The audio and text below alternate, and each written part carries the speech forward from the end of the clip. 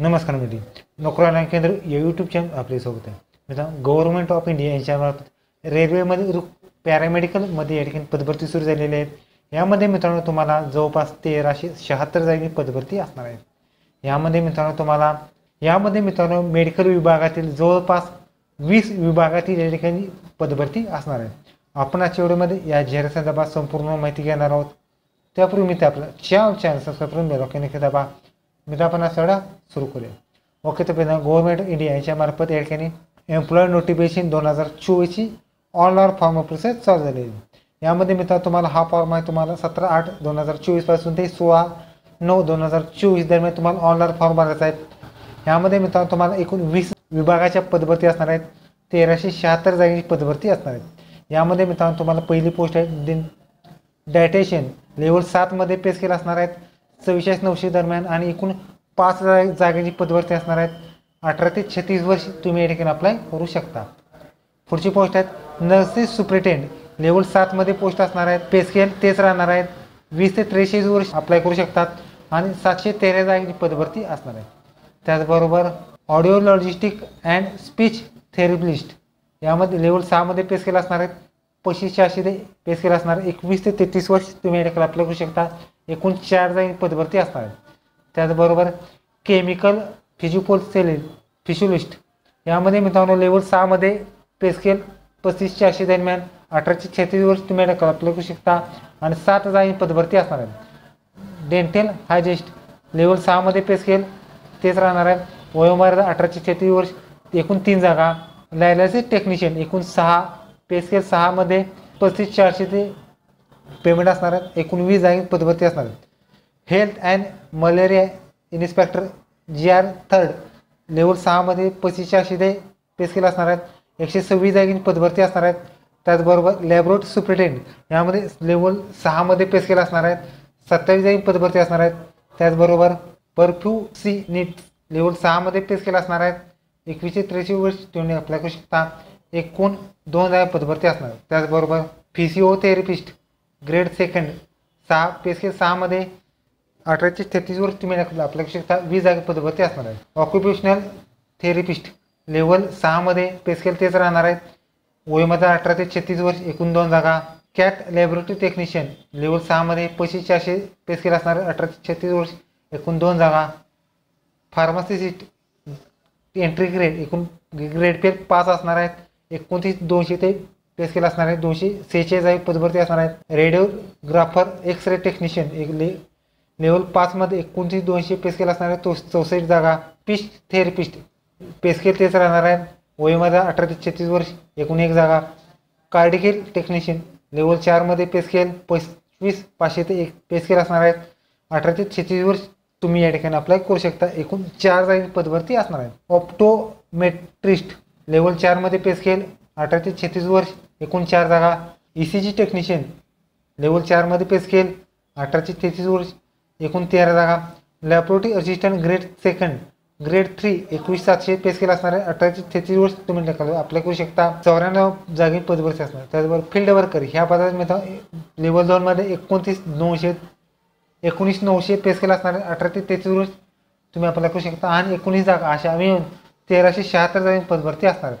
यामध्ये मित्रांनो तुम्हाला झोन वाईज ह्या जागा या ठिकाणी ॲनेक्सरी बी मध्ये या ठिकाणी झोन वाईज जागा या ठिकाणी कंपॅरिझन केलं असणार आहे. त्यामध्ये मित्रांनो तुम्हाला एज्युलेशन हे कोविड-19 नुसार एज्युलेशन असणार आहेत आणि कॅटेगरी सुद्धा या ठिकाणी त्यांची असणार आहे.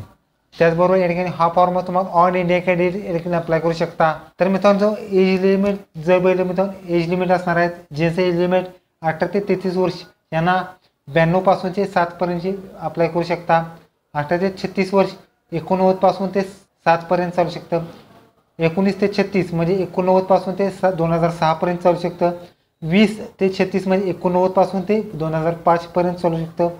20 ते 38 म्हणजे 87 पासून ते 2005 पर्यंत तुम्ही अप्लाय करू शकता चालू शकतं. 20 ते 43 वर्ष 1982 पासून ते 2005 पर्यंत तुम्ही अप्लाय करू शकता.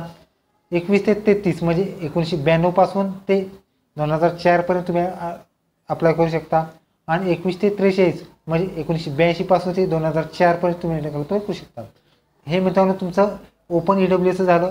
यामध्ये OBCचं जर बघितलं तर मित्रांनो आरक्षण 5 वर्ष जास्त आणि ओपन SC/ST असतात आणि SC/ST असतात तर यामध्ये मित्रांनो जी EWS मध्ये आहे त्याच्यापेक्षा 5 वर्ष तुम्हाला वयामध्ये सवलत देण्यात आलेली आहे. या ठिकाणी तुम्ही चेकआउट करू शकता. त्याचबरोबर या ठिकाणी फी असणार आहे मित्रांनो, फी मित्रांनो 500 रुपये फी असणार आहेत. ही मित्रांनो ओपन OBC EWS कॅन्डिडेटसाठी असणार आहेत 500 रुपये फी. आणि जर SC/ST एक्स सर्व्हिसमॅन हँडिकॅप असेल तर 200 रुपये फी राहणार.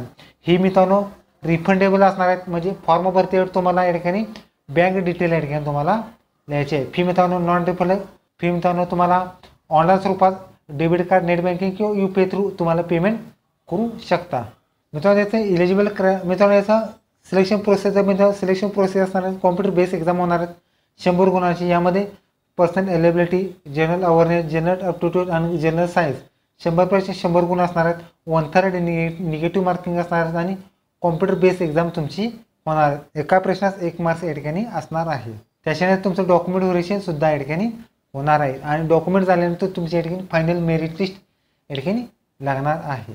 तर मित्रांनो याचं एज्युकेशन क्वालिफिकेशन पाहणार आहोत. यामध्ये मित्रांनो पहिली पोस्ट आहे नर्सिंग असिस्टंट. ह्या पदासाठी मित्रांनो तुम्हाला BSc plus dietitian PG diploma किंवा होम सायन्स किंवा MS होम सायन्समधून डिग्री असणं आवश्यक राहणार आहे. पुढची पोस्ट आहे कार्डिक टेक्निशियन. ह्या पदासाठी मित्रांनो तुम्हाला 12वी पास बरोबरचा तो ECGचा कोर्स लागणार आहे. त्याचबरोबर क्लिनिकल सायकोलिस्ट या पदासाठी मित्रांनो तुम्हाला क्लिनिकल सायकोलिस्ट पदवी मास्टर की डिग्री म्हणून असणं आवश्यक राहणार. ECG टेक्निशियन ह्यांना 12वी पास बरोबर ECG टेक्निशियनचा कोर्स राहणार आहे. फील्ड वर्कर ह्या पदासाठी मित्रांनो तुम्हाला 12वी सायन्स पास असणं आवश्यक राहणार आहे विथ केमिस्ट्री आणि बायोलॉजी विषय असणं आवश्यक राहणार. त्याचबरोबर 6वी पोस्ट आहेत हेल्थ मलेरिया सॅनिटरी इन्स्पेक्टर. ह्या पदासाठी BSc मेन विषय घेऊन या ठिकाणी तुम्हाला केमिस्ट्री विषयासह या ठिकाणी 1 वर्ष पॅरामेडिकलचा कोर्स असणं आवश्यक राहणार. नसल्यास या ठिकाणी सॅनिटरी इन्स्पेक्टरचा कोर्स असणं आवश्यक राहणार.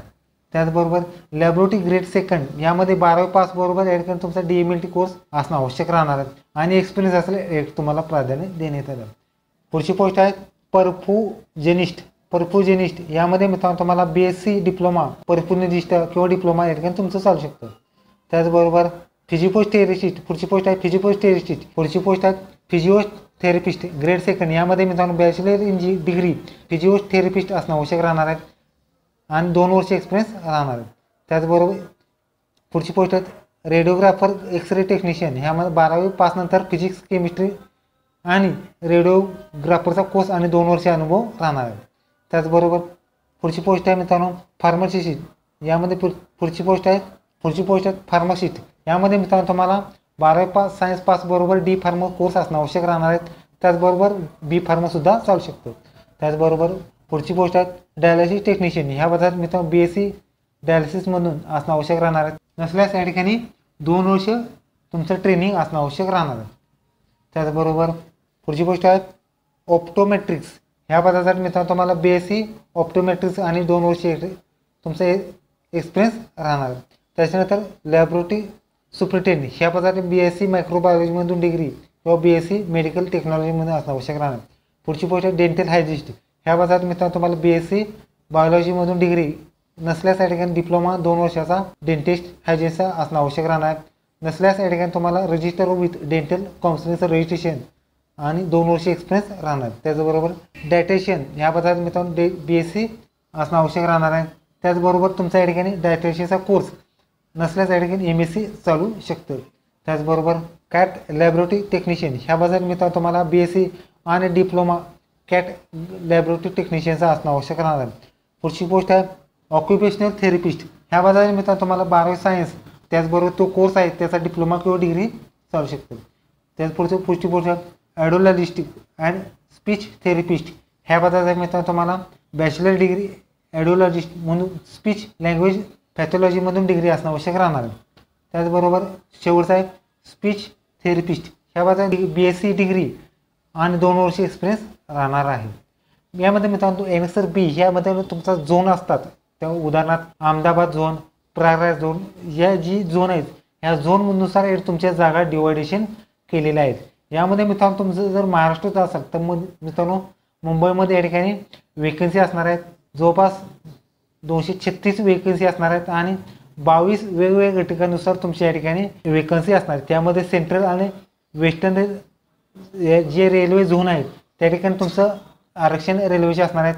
रेल्वेचे झोननुसार या ठिकाणी क्रायटेरिया असणार आहेत, जसं की या ठिकाणी UR, SC ST OBC AWS आरक्षण असणार आहेत आणि एक्स सर्व्हिसमॅन आणि हँडिकॅपचं सुद्धा या ठिकाणी तुम्हाला आरक्षण देण्यात आलं आहे. यामध्ये तुम्हाला तुमची जी क्रायटेरिया आहेत ती क्रायटेरिया पाहून या ठिकाणी तुमची जी कास्ट आहेत ती कास्ट पाहून तुम्ही या ठिकाणी फॉर्म भरायचा आहे. ओके, तर ही तुम्ही मित्रांनो पॅरामेडिकलमध्ये या ठिकाणी रेल्वेमध्ये पदभरती. मित्रांनो व्हिडिओ कसा वाटला, व्हिडिओ लाईक करा, शेअर करा, कमेंट करा, चॅनल सबस्क्राईब करून बेल आयकॉन दाबा. धन्यवाद. जय हिंद, जय महाराष्ट्र.